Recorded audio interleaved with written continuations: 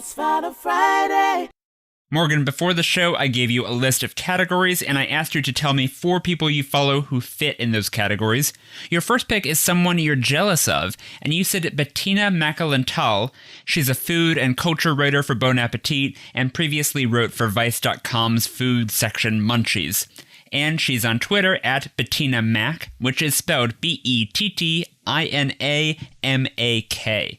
She's also on Instagram at Bettina with a U. And you said in your email that you're jealous of Bettina and that she also inspires you. So talk about her work. Why does it resonate so much with you?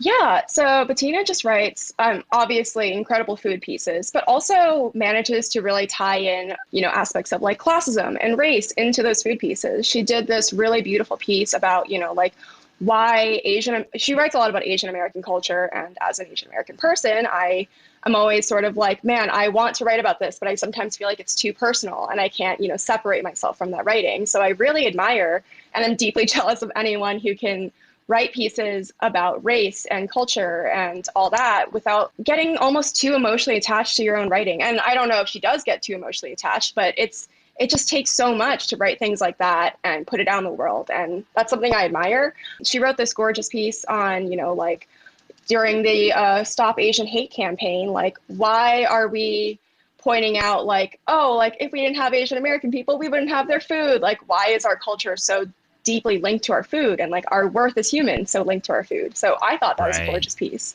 Also deeply jealous, inspired by her food pictures, which she always posts on Instagram, TikTok, and Twitter. So good. Right? It just all looks amazing. And every time I see something, I'm like, damn, I wish I could make that. And I think I had started a new medication about 2 years ago that affects my appetite. So food for me was always oh God, something I have to eat now, great, here's some nutritional mush of some sort.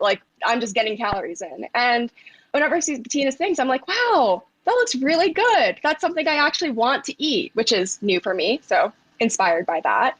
And I don't know, all of it just looks amazing. Bettina, I really want to be your friend. Hope that's not weird. Okay, that answers one of my questions. So you haven't met her in real life. This is just an online.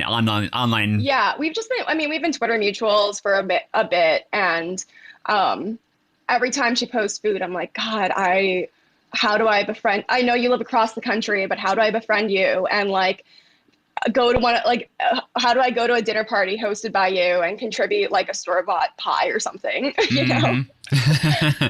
But to what you were saying earlier about speaking from her identity, applying that to food. Did you see the thing that she wrote about the Kraft mac and cheese ice cream? I didn't read that piece specifically, but I did see a lot about the Kraft mac and cheese ice cream. What did she say in the piece? She was talking about how there was all this knee-jerk kind of typical Twitter blowback as soon as it was announced. This was a thing several months ago, I think. But it was all these people being ew, gross, cheese ice cream, blah, blah, blah. And she was just in the Philippines, we've been making cheese ice cream for a long time. And you know what? It's amazing. So she was like, if you don't like this, reflexively, you're wrong. Mm-hmm. It's probably good. Yeah. And I love that she can take something a knee-jerk reaction, ew, cheese ice cream, and apply it to, critiquing the way people are maybe have internalized racism, Yeah. I think that's fascinating. Yeah. And so she's also written about, I was looking at her recent article, she wrote about pork rinds becoming a quote-unquote healthy snack, tinned fish becoming hot girl food. Are there any other specific things that she's written that you saw and you were a little jealous of, just she beat me to it. She got there first? Okay. So sometimes, our beats overlap. I don't really write about food that often, but I do write about, internet culture and sort of viral trends. And the internet way loves back, food. Internet loves food. And way back at the very start of the pandemic, she wrote this piece on frog bread. I don't know if you've seen it. No, I missed this one. It was a TikTok trend for a while. And she wrote this just fun piece about hey, look, everyone's making bread that's shaped like frogs. Basically, it's a loaf of bread that you add, 2 smaller, I guess, chunks of dough to, and then add little eyes. And it looks like a little squatting frog. It's so cute. Aww. And I just remember seeing that and being man, what a great piece. I wish I had I just wish I had caught that earlier on. I mean, I think it's the kind of thing where I saw a video of someone making frog bread like that morning, and then saw that she had published a piece of frog bread. And I was like, that's so good. What a delightful just a little piece bit ahead of the curve. Yeah. Right. And also just like such a delightful piece about the pandemic and everyone's love of baking. Not to say that, I wanted to look away from everything terrible that was happening, but it was just a nice reprieve, like frog bread. Adorable. Yeah, I mean, I guess at the start of the pandemic, there was a big upsurge in people, suddenly taking up bread baking of all kinds and stuff like that. I certainly have, gotten a lot more proficient at cooking all sorts of stuff at home. Like, what's been sort of just from the past, like, year and a half, like, what's been the biggest change in your relationship with food, either what you're making, what you're eating, that sort of stuff? I guess for one, I started actually, like, writing down a meal plan every day.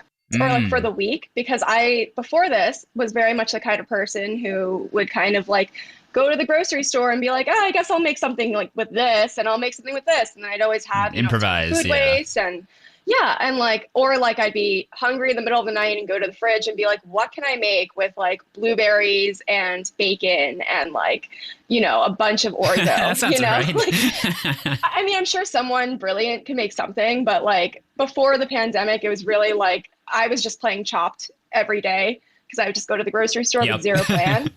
And I guess what's really changed my relationship with food is just finally like being like, okay, this week I'm going to make these things and buy only the ingredients for these things.